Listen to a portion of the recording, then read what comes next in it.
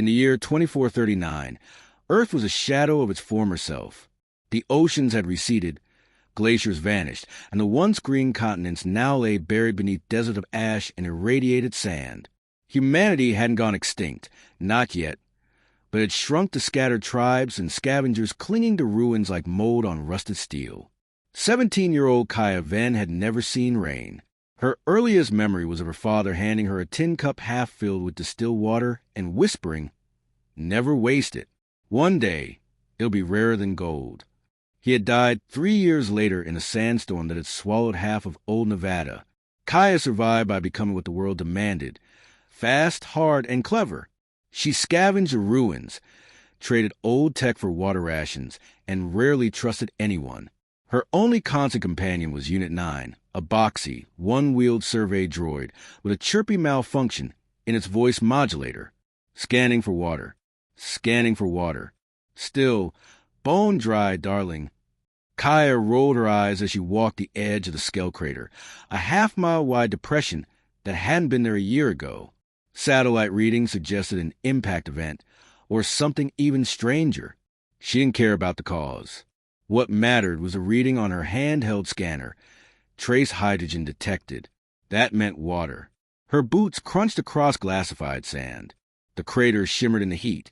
Its inner slope, jagged and pitted like some angry god, had punched the earth. Kaya squinted at the scanner again. The signal pulsed stronger the closer. She came to the crater's center. Unit 9, drop a sensor here. Log coordinates and keep an eye out. Affirmative. Death watch initiated. Kaya slid down the final edge of the crater, skidding to a halt on a shelf of cool black rock. Then she saw it, a massive shape, half buried in stone and sand. Not a ship, not a structure. It was alive, or had been. Its surface shimmered like polished armor, but there were clear signs of organic structure. Slitted vents that resembled gills, rib-like ridges, and long, clawed limbs curled inward as though in hibernation or death. 2 wings, tattered and skeletal, were partially embedded in the rock like fossilized sails. And the head, oh God, the head, was draconic, but unlike any dragon of myth.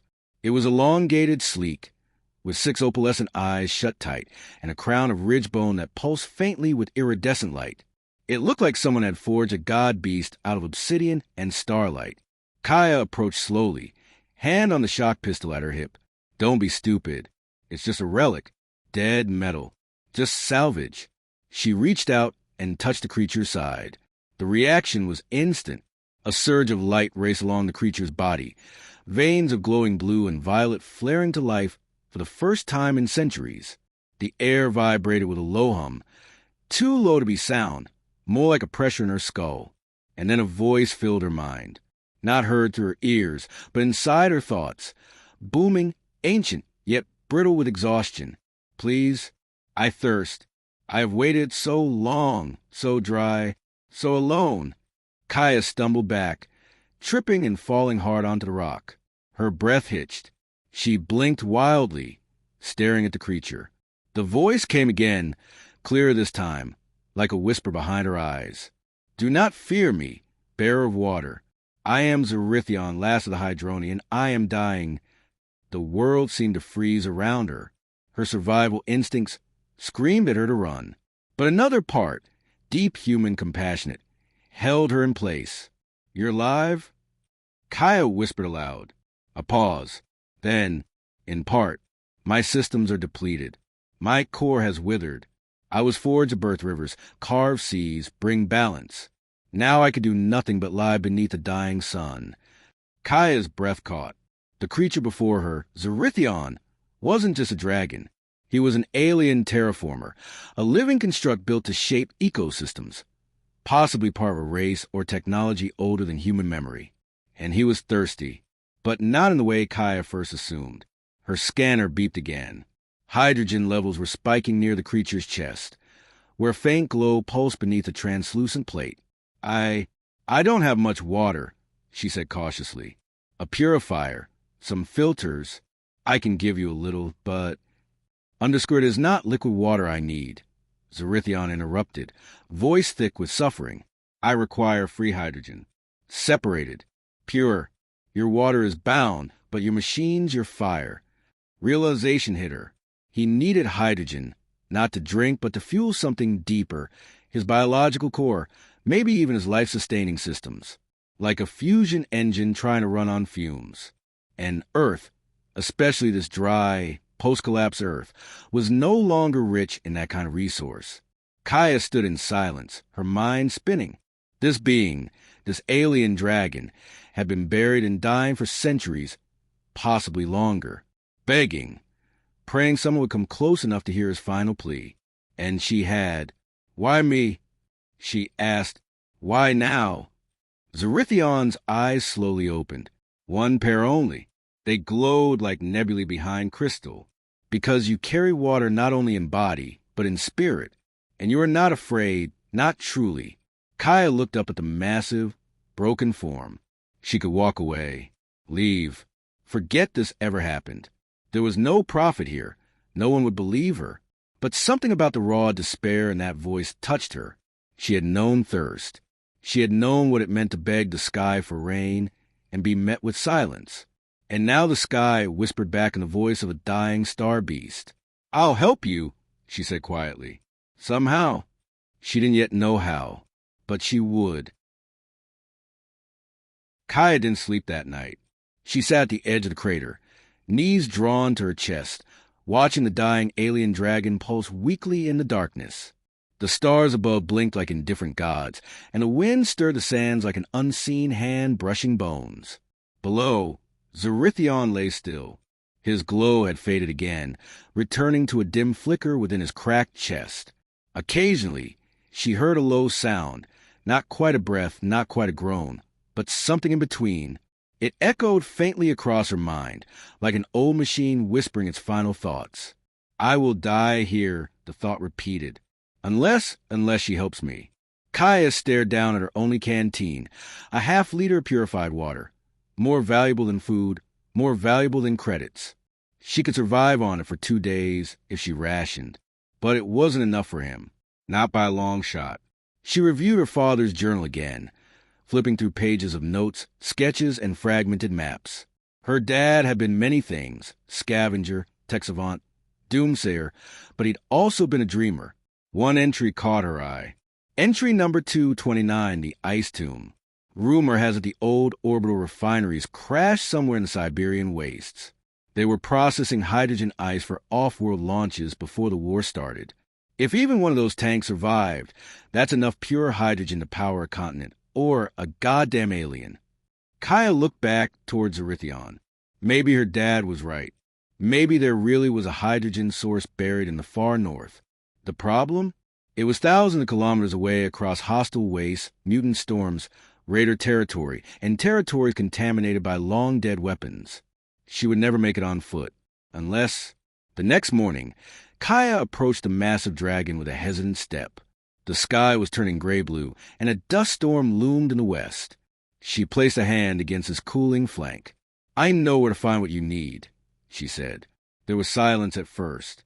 Then, a low pulse of thought entered her mind. "Speak." "An orbital refinery. Crashed long ago. Might still have hydrogen tanks buried in permafrost. It's thousands of clicks from here. But if you can move, fly, I can get us there." There was a pause. Then, a flicker of light surged across Zerithion's wing veins. With a tortured groan of shifting metal and bone, the giant dragon stirred, shifting one clawed limb from the dust. His wings groaned, skeletal and tattered. He rose partway, slow, painful but alive. "I will fly," he said, "but only with your help. My systems are corrupted. Navigation broken. I need a mind to guide me." "You want me to pilot a dragon?" she asked, incredulous. "Not pilot," came the reply. "Merge." Before she could respond, the dragon's eyes flared and a tendril of shimmering light snaked from his chest toward her. Instinctively, she backed away, but it didn't hurt. The light gently brushed her forehead, and suddenly her thoughts exploded outward. Kaya gasped. She was no longer just in her body. She was inside Zerithion. She could see from his eyes, feel the damage in his wings, the sluggishness of his core, the brittle ache in his memory banks. His mind was vast, a galaxy of memories, and cold with loneliness. And he could feel her, every fear, every scar, every bitter hope. It was terrifying. It was intimate, and it was working. "We are one now," he said. "You steer with thought. You lend me strength. We will reach this ice tomb or perish trying." The flight begins. Zerithion's takeoff was a violent, thunderous thing. His engines, or lungs, or something between the two, roared to life, churning sand into a firestorm. Kaya clung to the spine ridge as the massive body surged skyward, wings flapping like titanic solar panels cracked with age. They rose into the air, unsteady but gaining altitude.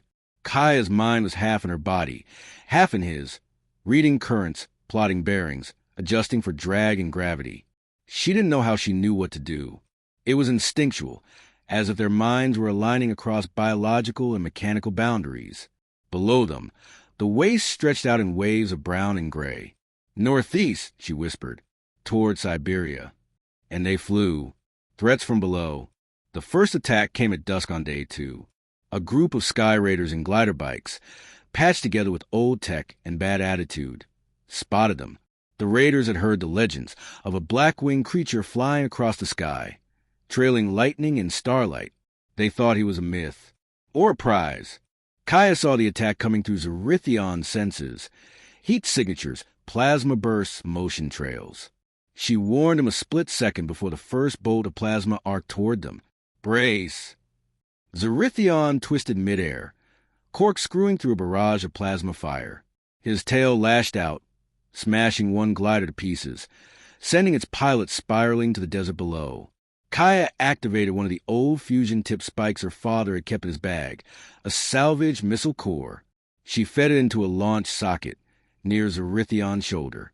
Fire, a blast of white-hot light surged forward, obliterating 2 raiders in one scream of fusion energy.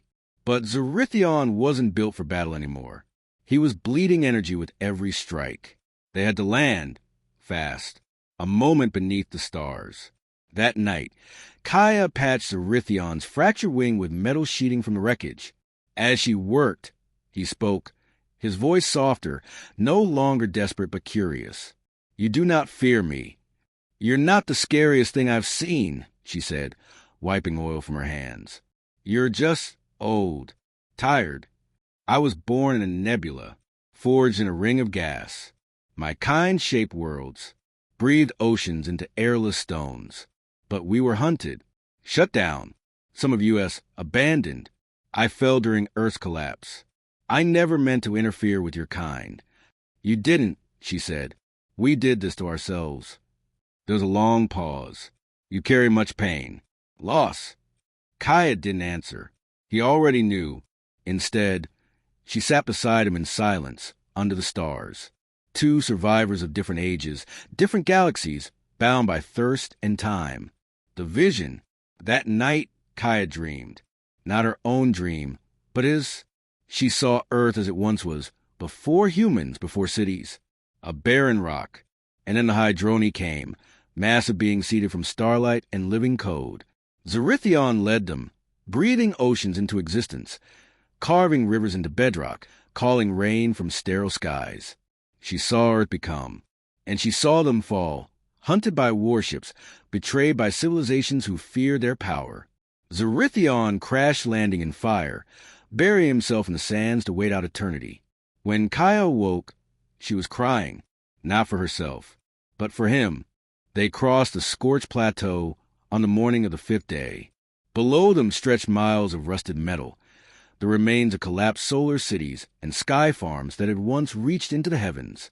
What little Kaya had read about this place from her father's journal called it the roof of the old world, a massive graveyard of technology, sun-bleached bones of human ambition.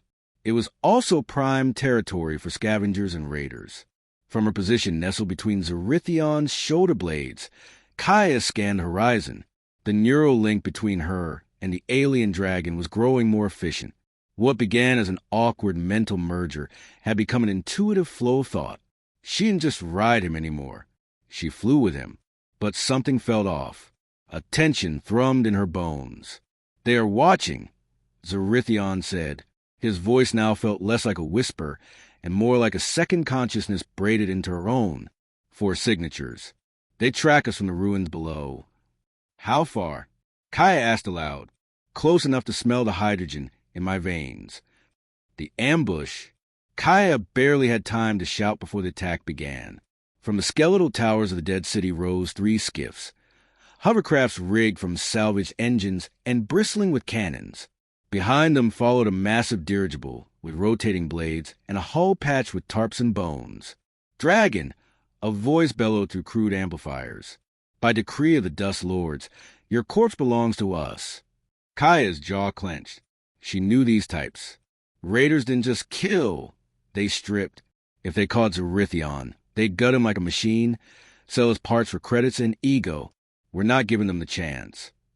Agreed. Brace. Zerithion surged into a vertical climb. Plasma shots streaked past them, searing the air. One grazed his tail, leaving a molten scar. He banked sharply, wings groaning from the strain. Kaya swung her harness into place and activated the hydrospike launcher, a weapon they cobbled together from shipwreck debris and ancient terraforming tools. She fed in the last fusion core she'd salvaged and locked onto the closest skiff. Now! The spike roared from its mount and tore through the skiff like paper. The explosion sent shards raining across the city. 2 remain, Zerithion said, and the airship. Get us lower. I have an idea. He dove. The rooftop chase. The next minutes blurred in a frenzy of light and speed. Kaya and Zerithion weaved through skeletal towers and hollow megastructures, using the ruins as cover.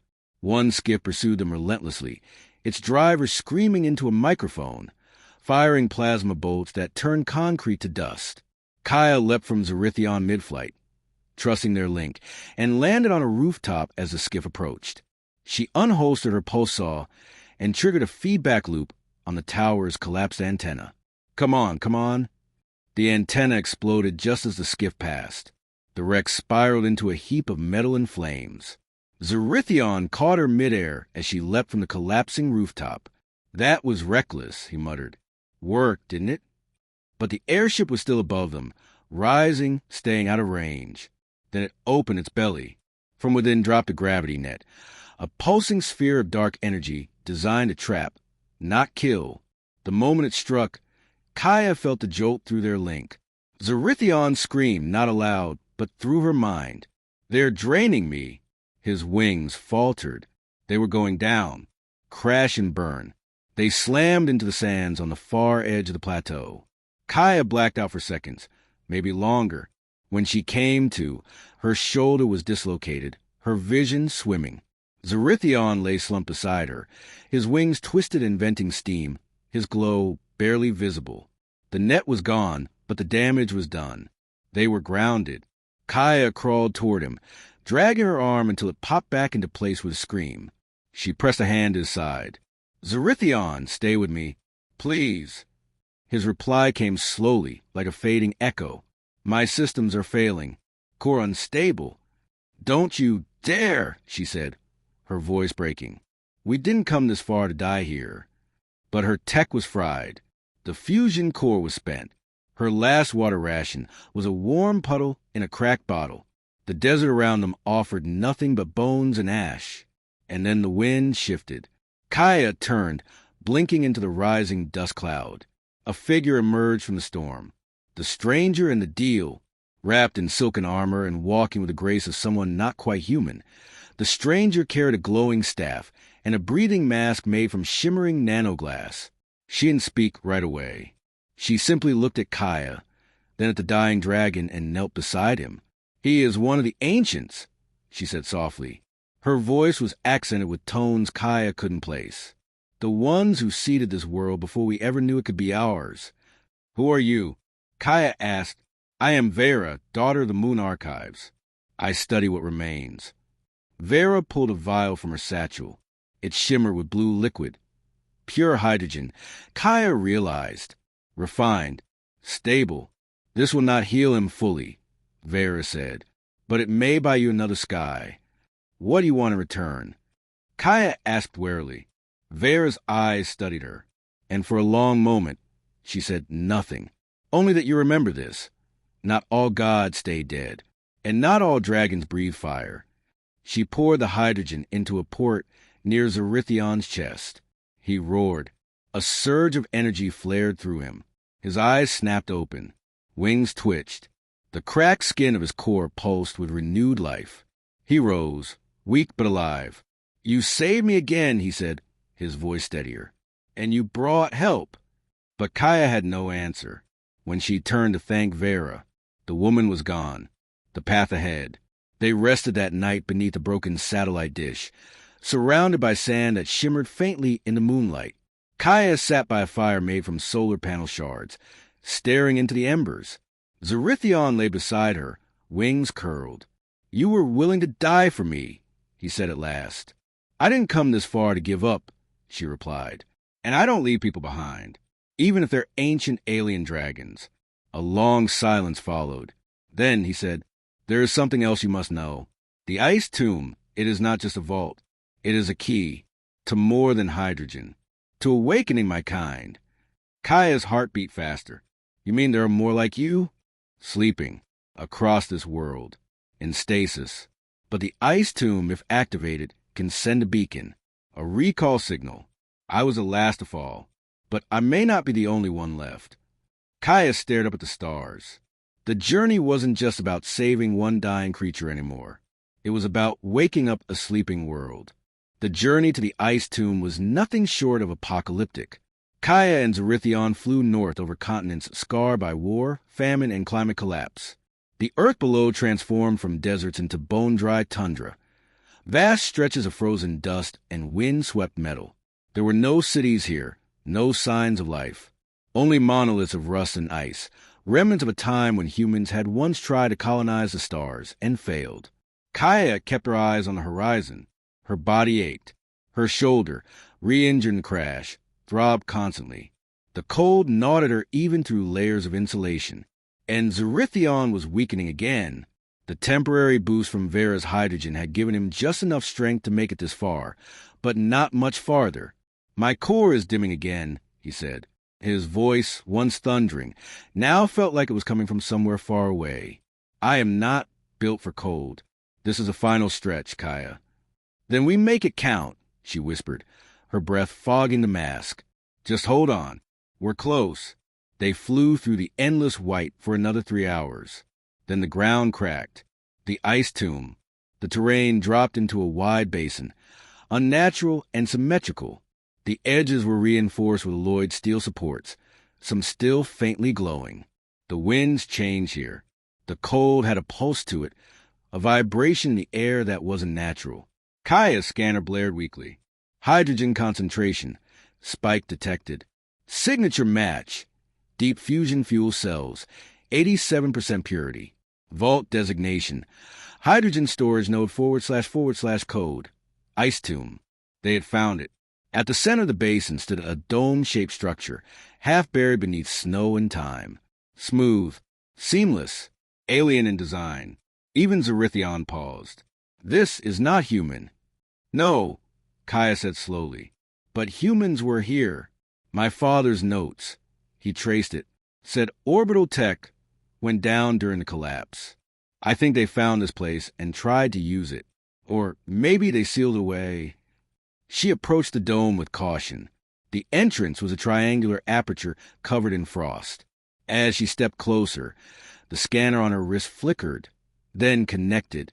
Biometric match, partial. Access level, provisional. "Welcome, daughter of Vanks." The door split open with a hiss. Inside the tomb, the air inside was warm. Not naturally regulated. Clean. Kaya stepped inside, her boots echoing on polished floors. The chamber glowed with pale green light from veins in the walls. Everything inside was still active after centuries. Suspended tanks of liquid hydrogen filled the lower levels, connected to pipes, regulators, fusion stabilizers. It was a power station, a last reserve, forgotten by the world. At the center was a console, shaped like a crystal lattice. Kaya approached and placed her hand on it. The lattice glowed, then projected a hologram, an ancient message from the original terraformers. Images of Hydroni dragons flying over newborn oceans. voices speaking in a mix of alien tones and translated human words. This is Archive Node 77. Final order. Standby. Recall signal pending activation. Awaiting key interface. Kaya didn't hesitate. She activated the interface and felt Zerithion's mind surge forward through their link, pouring into the system like starlight through a circuit. I remember this, he whispered. We built these to renew broken worlds. If you awaken the tomb, I can send the signal. The others, if they yet live, will rise. Do it, Kaya said. I'm ready. Are you? There's a prize, Kaya. She blinked. What do you mean? To awaken the signal, I must fuse entirely. No more fragments. No more tether.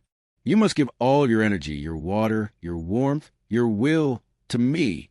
You will not die, but you may no longer be fully human. Kaya stepped back, heart racing. Her entire life, she had fought to survive, to remain herself in a world that took everything. And now, to save that world, she had to give part of it up. But then she looked at Zerithion, scarred, noble, eternal. He had waited centuries, alone, dying, and still, he had not given in to rage or despair. He had protected her, believed in her. Take what you need, she said. You are certain? Yes. If this is what it takes to bring water back to the earth, then I'll pay the price. The fusion, the interface glowed blinding white. Kaya screamed, not from pain, but from overload. Every cell in her body vibrated. Her veins lit with hydrogen. Her breath became fire and mist. She felt herself stretch, beyond flesh, beyond bone, into light. Zerithion roared, rising, his wings unfurling wide as starlight poured through him.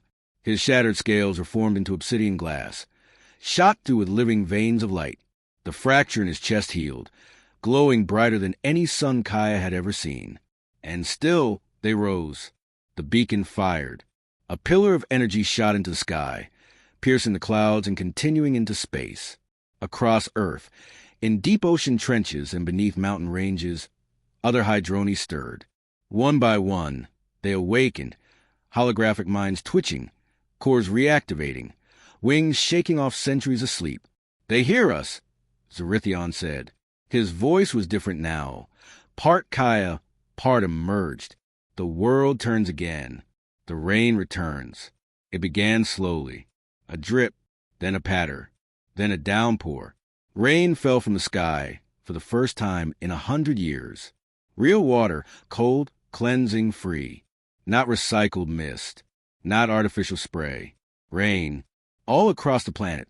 Scavengers looked up. Survivors stood with arms open. Children danced in streets of broken concrete.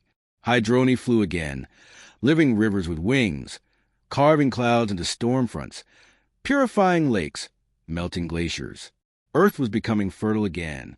Not overnight, but it had begun. At the center of it all, Zerithion flew high above the ice tomb. Kaya still riding at his heart, her presence fused, not lost. She was no longer just a human girl. She was the conduit of the tomb, the girl who gave her water to a dragon and restored life to a dying world. Epilogue, the Sky Garden. Years later, legends would tell of the star dragon and the waterborn, a human who spoke to a god and awoke the sky. The ice tomb would become sacred ground, protected by the awakened hydroni, its waters guarded and shared freely. And in the highest reaches of the stratosphere, Kaya and Zerithion still flew, watching over the world they had healed together. Their thirst at last quenched,